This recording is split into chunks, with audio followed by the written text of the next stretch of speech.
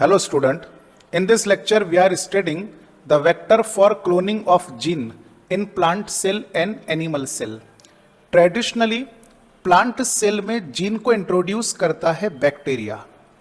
Bacteria act as a pathogen for plant cell. हर किसी bacteria को हम पैथोजन नहीं कह सकते हैं, लेकिन जिस माइक्रो ऑर्गेनिज्म से, वो चाहे बैक्टीरिया हो, फंजाई हो या वायरस हो, जिस माइक्रो ऑर्गेनिज्म से रेसिपिएंट सेल को नुकसान पहुंचेगा उसको हम पैथोजन कह सकते हैं. एनिमल सेल में जीन को इंट्रोड्यूस करने के लिए वायरस रिस्पॉन्सिबल होता है. अब देखिए, बैक्टीरिया के एबिलिटी है कि वो पीस ऑफ डीएनए को इस प्लांट सेल में ट्रांसफर कर देता है, डिलीवर कर देता है. अब ये प्लांट सेल ट्रांसफॉर्म हो गया, मतलब ये कि इसमें न्यू टाइप का प्रोटीन बनना शुरू हो जाएगा, ट्रांसफॉर्म्ड प्लांट सेल, इस जीन की वजह से. इसी तरह वायरस ने अपना gene of interest animal cell में इंट्रोड्यूस किया, एनिमल सेल भी ट्रांसफॉर्म्ड हो जाएगा. प्लांट सेल वही प्रोटीन प्रोड्यूस करेगा जो बैक्टीरिया पैथोजन चाहता है, वो प्रोटीन फिर बैक्टीरिया कंज्यूम करना शुरू कर देगा. इसी तरह वायरस भी एनिमल सेल को ट्रांसफॉर्म्ड बना देगा उस बात के लिए जो वायरस चाहता है. फॉर एग्जाम्पल, प्लांट का पहले हम एग्जाम्पल लेते हैं. एक बड़ा फेमस बैक्टीरिया हमारे पास में है, एग्रोबैक्टीरियम ट्यूमीफेसियन.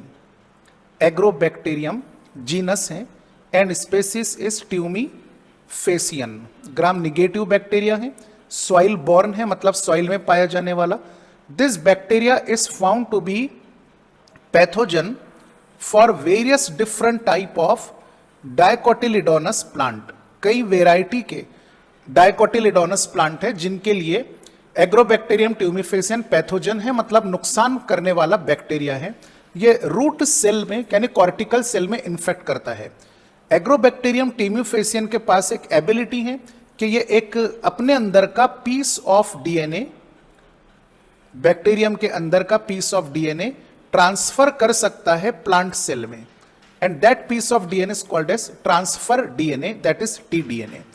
एक्चुअली जब हम बैक्टीरिया का स्ट्रक्चर स्टडी करते हैं, स्पेशली एग्रोबैक्टीरियम ट्यूमीफेसियन का स्ट्रक्चर, इस बैक्टीरिया में न्यूक्लियोइड मतलब main chromosomal DNA of the bacteria, agrobacterium में न्यूक्लियोइड के अलावा एक और स्मॉल सर्कुलर डीएनए होता है जिसको हम प्लाज्मिड कहते हैं.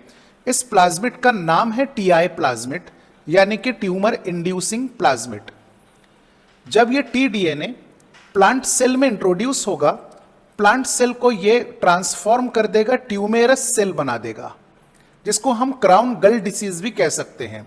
ये ट्यूमेरस सेल्स एक ऐसा केमिकल प्रोड्यूस करेंगे जो बैक्टीरिया अपने लिए इस्तेमाल करेगा, यानी उसी बैक्टीरिया को यहां पर नाम दिया गया पैथोजन. एक बार सीक्वेंस देखिए. एग्रोबैक्टीरियम ट्यूमीफेसियन कॉर्टिकल सेल के पास जाता है, अपना टीडीएनए कॉर्टिकल सेल में ट्रांसफर करता है. कॉर्टिकल सेल अब ट्रांसफॉर्म हो गए, मतलब चेंज हो गए, तब्दील हो गए जीन आने की वजह से, और कॉर्टिकल सेल बन गए ट्यूमेरस सेल. ये ट्यूमर केमिकल प्रोड्यूस करेगा जिसको एग्रोबैक्टीरियम ट्यूमीफेसियन बैक्टीरिया खाएंगे और प्लांट को नुकसान पहुंचाएंगे. इसीलिए एग्रोबैक्टीरियम को यहां पर पैथोजन नाम दिया गया. स्ट्रक्चर में हमने देखा कि प्लाज्मिड का नाम है टीआई प्लाज्मिड, यानी ट्यूमर इंड्यूस करने वाला प्लाज्मिड. टीआई का फुल फॉर्म है ट्यूमर इंड्यूसिंग प्लाज्मिड. इस प्लाज्मिड के पास में दो डीएनए हैं, थोड़ा इसको ध्यान से देखें. तो ये सपोज एक पीस है प्लाज्मिड का जो टी डीएनए कहलाता है, and this is responsible to transfer the entire plasmid in cortical cell of the dicotyledonous root. इसके अलावा यानी टी डीएनए के अलावा इसी प्लाज्मिड पर एक और जीन है जो ट्यूमर कॉज करने के लिए रिस्पॉन्सिबल है. This is very important gene. ये जो लेफ्ट साइड में जीन है, it is responsible to induce the tumour in bacterial cell. इस जीन की वजह से ट्यूमर होता है. अब साइंटिस्ट लोगों ने क्या किया, जो जेनेटिक इंजीनियरिंग में महारत रखते हैं, कि इस प्लाज्मिड को निकाला, टीआई प्लाज्मिड को, ट्यूमर कॉज करने वाले जीन को एलिमिनेट किया, रेस्ट्रिक्शन एंडोन्यूक्लियस से कट करके उसको रिमूव कर दिया, और इस ट्यूमर इंड्यूस करने वाले जीन की जगह यूजफुल जीन इंट्रोड्यूस कर दिया. For example nitrogen fixing gene, nif gene. अब देखिए इस प्लाज्मिड के पास टी डीएनए तो इंटैक्ट है, मतलब एबिलिटी है इस प्लाज्मिड के पास अब भी कि ये कॉर्टिकल सेल में जा सकेगा, लेकिन ट्यूमर कॉज करने वाला जो हार्मफुल जीन था उसको रिप्लेस कर दिया गया डिजायरेबल जीन से या यूजफुल जीन से। जब ये प्लाज्मिड कॉर्टिकल सेल में जाएगा, नाइट्रोजन फिक्सिंग जीन एक्टिवेट होगा तो सेल ट्रांसफॉर्म होंगे, अब ट्यूमर में नहीं क्योंकि ट्यूमर वाला जीन एलिमिनेट हो चुका है। कॉर्टिकल सेल अब ट्रांसफॉर्म हो गए नाइट्रोजन फिक्सिंग एबिलिटी के साथ, जो कि प्लांट के लिए बेनिफिशियल है। सेम इसी तरह वायरस की हम बात करते हैं, रिट्रोवायरस यानी RNA containing virus animal cell के ऊपर जब अटैक करेगा और अपने जेनेटिक मटेरियल को एनिमल सेल में इंट्रोड्यूस करेगा, animal cell get now transformed. जिस सेल में फॉरेन डीएनए आ जाए या फॉरेन जीन आ जाए वो सेल ट्रांसफॉर्म्ड हो जाएगा। Animal cell transformed and become cancerous cell, ये कैंसर कॉज करेगा। सेम टेक्निक हम यूज करेंगे जैसे एग्रोबैक्टीरियम के साथ की गई कि भाई ये वायरस है, ठीक है, वायरस का जो जेनेटिक मटेरियल है इसमें दो टाइप के जीन हैं, एक ट्रांसफर के लिए रिस्पॉन्सिबल है और दूसरा पैथोजेनिक जीन है, मतलब वायरल जीन है जो कैंसर कॉज करेगा। वायरल जीन को, कैंसेरियस जीन को रिप्लेस करना है यूजफुल जीन से और फिर इंट्रोड्यूस करना है ह्यूमन सेल में। अब ये ह्यूमन सेल में जीन आया, ह्यूमन सेल ट्रांसफॉर्म तो होगा, लेकिन अब कैंसेरियस के लिए नहीं, बल्कि कैंसेरियस वाला जीन तो हमने एलिमिनेट कर दिया था, उसकी जगह जो भी हमने यूजफुल जीन डाला वो यूजफुल जीन यहां पर एक्सप्रेस होगा, डिजायरेबल जीन एक्सप्रेस होगा और बेनिफिशियल प्रोटीन सेल के अंदर प्रोड्यूस करेगा। These are the way to introduce gene in plant cell as well as animal cell. अब नेक्स्ट टॉपिक ये दिया है एनसीईआरटी में कि भाई जो सेल होते हैं उनको कॉम्पिटेंट कैसे बनाया जाए। कॉम्पिटेंट का मतलब इस काबिल बनाया जाए, खासतौर से बैक्टीरिया को, कि वो अपने सराउंडिंग से डीएनए को अंदर पिकअप कर ले, रिसीव कर ले। Topic of study is to make competent host cell. Host यानी रेसिपिएंट सेल, यहां पे एग्जांपल लिया गया bacteria. So point number 1, DNA molecule is hydrophilic molecule. देखिए जो हाइड्रोफिलिक होता है यानी पानी में, वाटर में सोल्यूबलाइज हो सकता है, वो अक्सर लाइपोफोबिक होता है, मतलब लिपिड में डिसॉल्व नहीं हो पाता। और हम जानते हैं कि सेल मेम्ब्रेन जो है वो लिपिड बाइलेयर से बनी है। अब डीएनए मॉलिक्यूल क्योंकि हाइड्रोफिलिक हैं यानी लाइपोफोबिक हैं, लिपिड बाइलेयर में सोल्यूबल नहीं हो सकती हैं, इसलिए DNA molecule can not cross the cell membrane. ये पहला पॉइंट एनसीईआरटी में दिया हुआ है कि ड्यू टू हाइड्रोफिलिक नेचर, ये असर्शन रीजन भी यहां पे बन सकता है, due to hydrophobic nature DNA can not cross the cell membrane because the cell membrane is made up of lipid bilayer. ठीक है, अब इसी के चलते हमको बैक्टीरिया को फोर्स करना है to take the DNA molecule inside itself. So bacteria को सबसे पहले हम स्पेशल डाइवेलेंट कैटायन के साथ ट्रीट करेंगे। A very special divalent, bivalent भी कह सकते, कैटायन मतलब दो पॉजिटिव चार्जेस, डाइवेलेंट कैटायन, और वो divalent cation for example calcium है। So calcium increase the permeability of cell wall as well as cell membrane.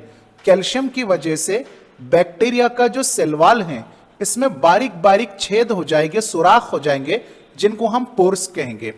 अब फॉर एग्जांपल ये है हमारा आरडीएनए, मतलब recombinant DNA, vector along with gene of interest, और इसके असाइड में यानी बाजू में हमने रख दिया recipient bacteria which act as a host cell. ठीक है, कैल्शियम डाइवेलेंट से ट्रीट करने के बाद सेल वॉल में जब पोर्स फॉर्म हो जाएंगे तो सेल की इफिशिएंसी बढ़ गई to receive the DNA from side. अब ये होस्ट सेल और आरडीएनए, इन दोनों को इंक्यूबेट करना है।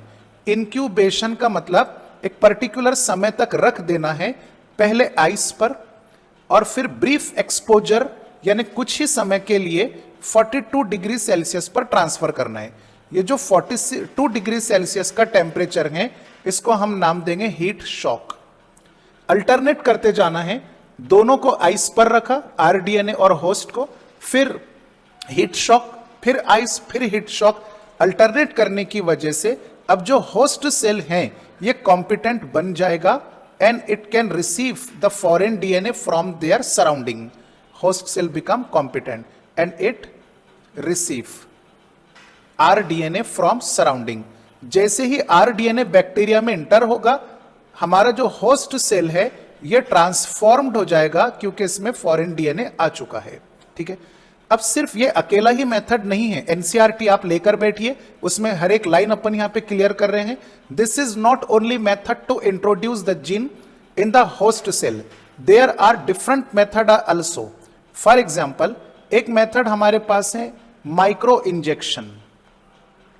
ये जीन डायरेक्टली इंट्रोड्यूस कर सकते हैं हम एनिमल सेल में बिना वेक्टर के. So micro injection is also called as vectorless gene transfer. For example, ये एनिमल सेल है, न्यूक्लियस और एक बहुत बारीक नीडल रहेंगी हमारे पास में, इंजेक्शन टाइप इंस्ट्रूमेंट, और यहीं पर हम इंट्रोड्यूस करेंगे जीन ऑफ इंटरेस्ट को डायरेक्टली विदाउट एनी वेक्टर. फिर पीछे से जब प्रेशर अप्लाई किया जाएगा, नीडल से होता हुआ जीन डायरेक्टली एनिमल सेल के न्यूक्लियस में इंट्रोड्यूस होगा. Micro injection is a technique of gene transfer in animal cell without any vector. Second technique is used for plant specifically and it is called as biolistic method. Biolistic is also known as gene gun method. इस method में instrument जो होता है वो gun की तरह behave करता है. Suppose this is the instrument. इस इंस्ट्रूमेंट में हम गोल्ड पार्टिकल को अपलोड कर देंगे along with gene of interest. ये गोल्ड पार्टिकल भी हो सकते हैं और टंगस्टन पार्टिकल भी हम यूज कर सकते हैं, गोल्ड और tungsten particles. But this particle must be coated by gene. Gene इसके ऊपर लगा हुआ है, हमने इसको चिपका दिया. अब नीचे हमने रख दिया पीस ऑफ लीफ को. प्लांट से हमने लीफ को डिटैच किया, उसको गन के नीचे रख दिया. अब जब हम इसको ट्रिगर्ड करेंगे तो हाई वेलोसिटी के साथ ये पार्टिकल लीफ में बम्बार्डमेंट शो करेंगे, यानी पार्टिकल लीफ के न्यूक्लियस तक जाएंगे. पार्टिकल तो डिसॉल्व हो जाएगा लेकिन न्यूक्लियस के अंदर जीन ऑफ इंटरेस्ट दाखिल हो जाएगा, पेनिट्रेट हो जाएगा. अब क्या करना है, क्योंकि लीफ तो हमने प्लांट से डिटैच कर दिया, इस लीफ का वो पीस जिसमें जीन ऑफ इंटरेस्ट आ चुका है उसको स्क्रीनिंग करेंगे और फिर इस पीस का हम परफॉर्म करने वाले हैं टिश्यू कल्चर. ये वो टेक्निक है जिसमें हम एक स्मॉल पार्ट ऑफ प्लांट, यानी ये लीफ के पीस को न्यूट्रिएंट मीडियम पर रखेंगे, इसको एक्सप्लांट कहा जाएगा, पार्ट ऑफ लीफ को. और प्लांट सेल में ये खासियत होती है कि सेल चाहे आप कहीं का भी उठा लीजिए, रूट, स्टेम, लीफ का, वो इंटायर प्लांट को, कंप्लीट प्लांट को रीजनरेशन की एबिलिटी रखता है. तो इस प्लांट के पीस से जब नया प्लांट फॉर्म होगा तो हर एक सेल में जीन ऑफ इंटरेस्ट की कॉपी डिस्ट्रीब्यूट हो जाएगी. Next method is disarm method. हमने पिछली स्लाइड में जैसे देखा कि जो वायरस था रिट्रोवायरस, एनिमल सेल को इंजेक्ट करता था और एनिमल सेल को ट्रांसफॉर्म्ड करता था कैंसेरियस सेल में, क्योंकि उस वायरस के पास पैथोजेनिक जीन या वायरल जीन प्रेजेंट था. हमने क्या किया कि उस वायरस का वायरल जीन एलिमिनेट किया, उसकी जगह यूजफुल जीन इंट्रोड्यूस किया. This process is called as disarm process.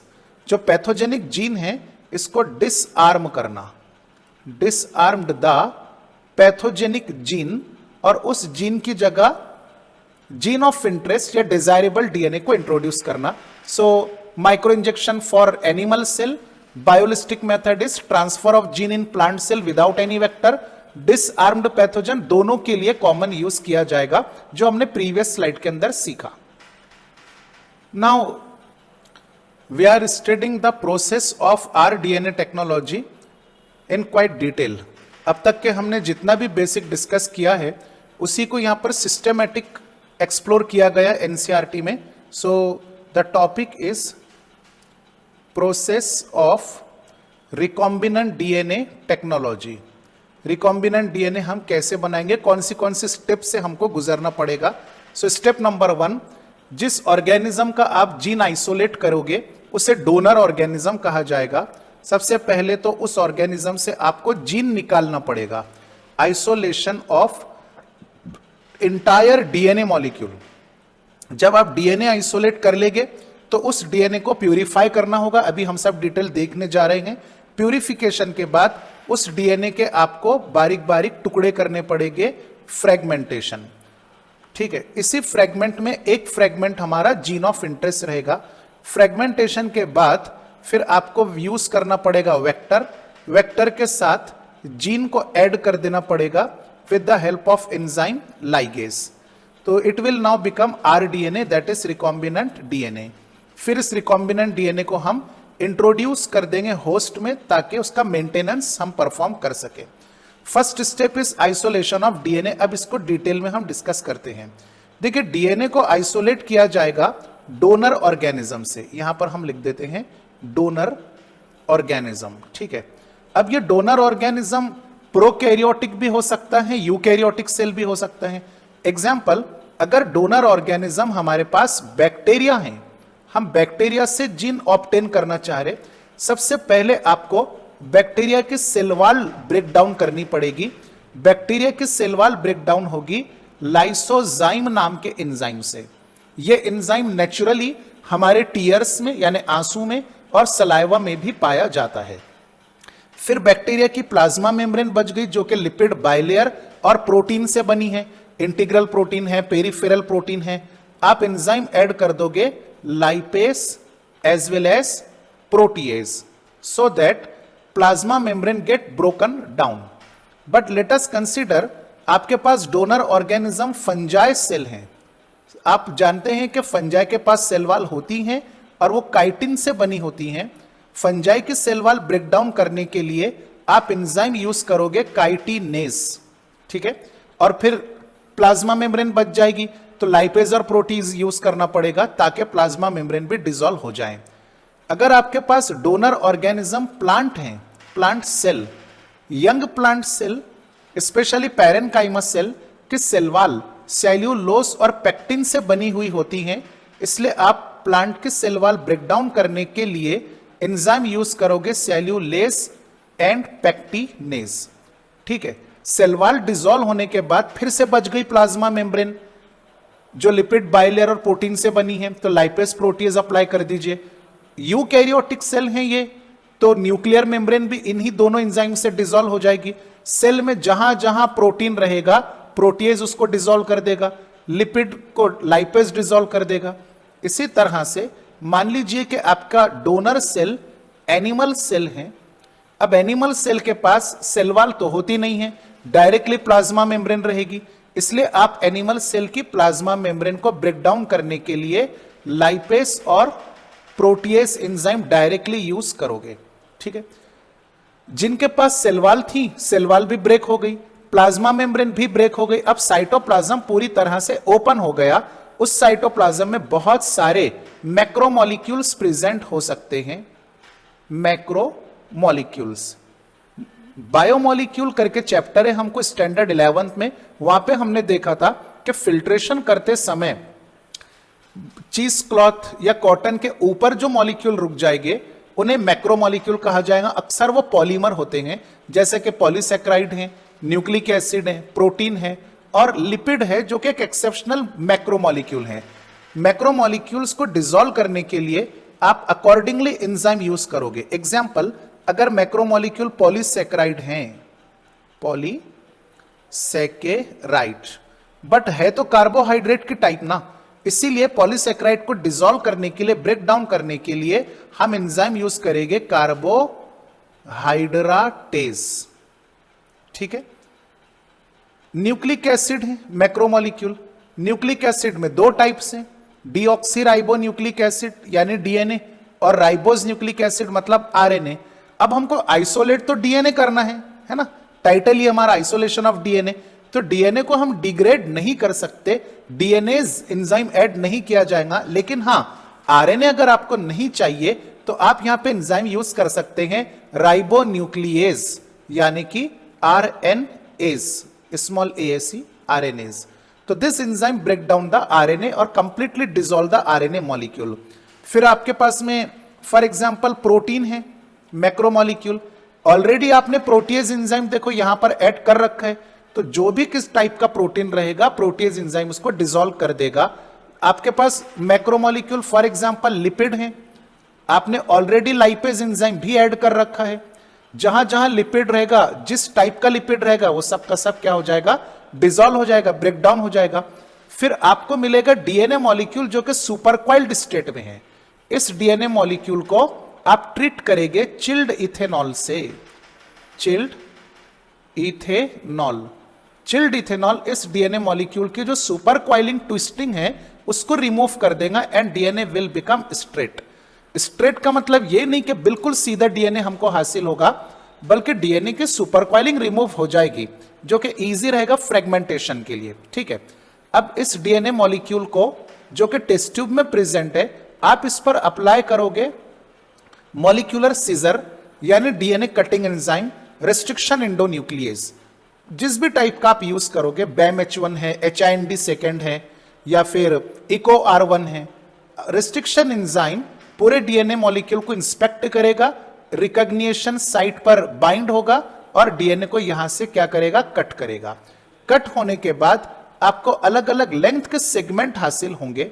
इनको सेपरेट करना पड़ेगा आपको इलेक्ट्रोफोरेसिस के जरिए, जेल इलेक्ट्रोफोरेसिस, जिसका डिटेल हमने प्रीवियस लेक्चर में डिस्कस किया है। इलेक्ट्रोफोरेसिस की वजह से जब ये सेपरेट हो जाएंगे, ethidium bromide ultraviolet radiation apply करने के बाद ब्राइट ऑरेंज सेगमेंट नजर आएंगे।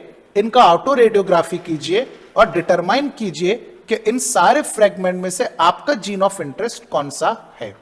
तो this is isolation of DNA as well as isolation of gene of interest. जिस रेस्ट्रिक्शन एंडोन्यूक्लियस से आप डीएनए को कट किए, जीन ऑफ इंटरेस्ट को हासिल किए, उसी रेस्ट्रिक्शन एंडोन्यूक्लियस एंजाइम की मदद से आपको प्लाज्मिड भी क्लीव करना पड़ेगा ताकि सेम स्टिकी एंड जनरेट हो प्लाज्मिड के पास भी और जीन ऑफ इंटरेस्ट के पास भी। लाइगेज एंजाइम की मदद से जीन को प्लाज्मिड के साथ जोड़ देना है and you will now get rDNA that is recombinant DNA. फिर ट्रांसफॉर्मेशन प्रोसेस हमने अभी थोड़ी देर पहले देखा कि होस्ट को कैसे कंपिटेंट बनाया जाएगा। स्पेशली बैक्टीरिया को कैल्शियम डाइवेलेंट कैटायन से ट्रीट कीजिए, सेल वॉल में पोर्स फॉर्म होंगे और इफिशिएंसी ऑफ डीएनए अपटेकिंग बैक्टीरिया की बढ़ जाएगी। आइस, हीट शॉक, इस सारे मेथड के बाद आपका जो rDNA है, रिकॉम्बिनेंट डीएनए है, ये बैक्टीरिया में दाखिल हो चुका है, मतलब ट्रांसफॉर्मेशन। अब इस बैक्टीरिया को न्यूट्रिएंट मीडियम पर रखना है और इसको सिर्फ मेंटेन करते जाना है। एक बैक्टीरिया से दो बैक्टीरिया बनेंगे, दोनों में सेम rDNA रहेगा, यानी जीन ऑफ इंटरेस्ट की एक एक कॉपी पे 2 से 4 जितने डॉटर बैक्टीरिया बनेंगे सब में rDNA की एक एक कॉपी डिस्ट्रीब्यूट हो जाएगी, सब में एक एक जीन ऑफ इंटरेस्ट आ जाएगा।